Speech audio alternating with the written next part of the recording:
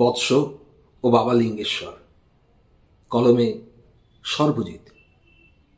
বিষয়টা এইরকম, বাবা লিঙ্গেশ্বর একদিন মন্দির থেকে বেরিয়েছেন, দূরে আরেকটি মন্দিরে যাবেন। সেখানে অনেক পূজা অর্চনা হবে, অনেক ভক্ত সমাগম হয়েছে। তো বাবা কি করেছেন, একটি অটোতে চড়ে বসেছেন আর দেখছেন যে চারপাশে একটি ছেলে, একজন যাত্রী ঘুরঘুর করছে। তো বাবা বলছেন, বৎস, তুমি পথ হারাইয়াছ? আগে না, আমি সিট হারাইয়াছি। সম্মুখে পশ্চাতে কোন সিটে বসিব তাহা বুঝিতে পারিতেছি না। মানে ঠিক বুঝিলাম না, একটু বুঝাইয়া বলো প্লিজ। লজ্জার কথা কি বলি বলুন বাবা। এই যে আপনি এক্ষণে অটোতে চড়িলেন আর পশ্চাতে সিটে উপবিষ্ট হইলেন, ইহা আপনার কপালে স্থায়ী হইতেও পারে, আবার নাও পারে।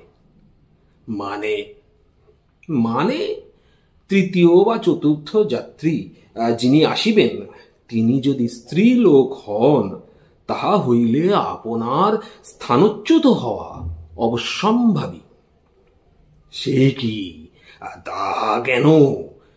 কিছু বছর পূর্বে যখন আসিয়াছিলাম, জানিয়াছিলাম যে যে যাত্রী পূর্বে আসিয়া যত স্থানে বসিবে, যাত্রা সম্পূর্ণ হওয়া অবধি তত স্থানেই রহিবে, অবশ্য যদি না কোনো বিশেষ প্রয়োজন আসিয়া পড়ে।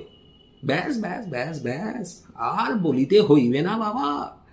এই সব কত বৎসর পূর্বে জানিয়াছিলেন, বৎসর না যুগ। দয়া করিয়া ভুলিয়া যান, ওই নিয়ম আর মনে রাখিবেন না। ওই যে বলিলেন, কোনো বিশেষ প্রয়োজন আসিয়া পড়ে, ওই বিশেষ প্রয়োজনই বর্তমানে প্রাধান্য পাইয়া থাকে। বৎস, তুমি যে কি বলিতেছ কিছুই বোধগম্য হইতেছে না। বাবা, যদি অভয় দেন তো বলি, শুনে আবার সাপটা বর্ষণ করবেন না তো। না বৎস, বলো, আমি বিশেষভাবে জানিতে উৎসুক। বেশি উৎসুক হয়ে লাভ নেই, কষ্ট বাড়বে, বই কমবে না।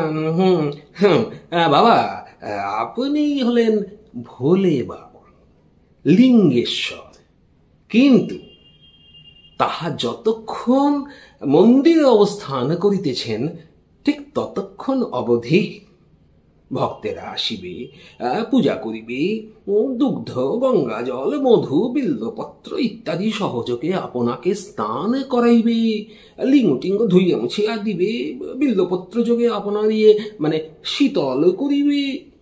আপনি খুশি হইয়া বর টর প্রদান করিবেন, বিজনেস ভালোই হইবে।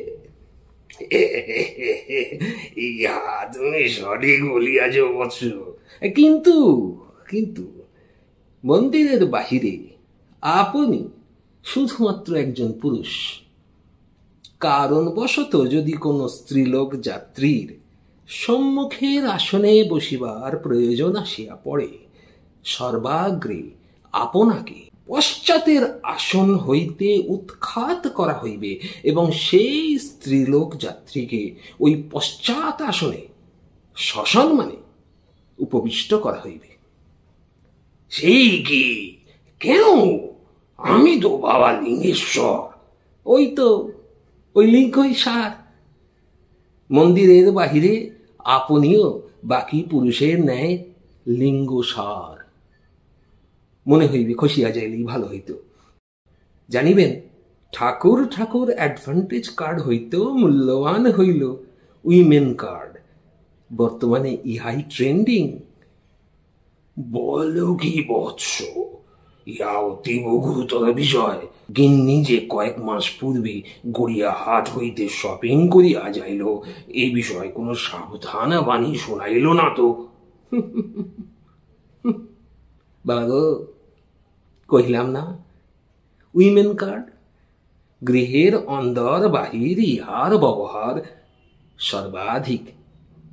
মা যেক্ষণে আসিয়াছিলেন, নিশ্চয় বিষয়টি শিখিয়া লইয়াছেন এবং আপনার উপর। বাবা, আপনি সাবধানে থাকিবেন, অধমের ত্রুটি মার্জনা করিবেন। আমি এক্ষণে বিদায় লইতেছি। বাবাই।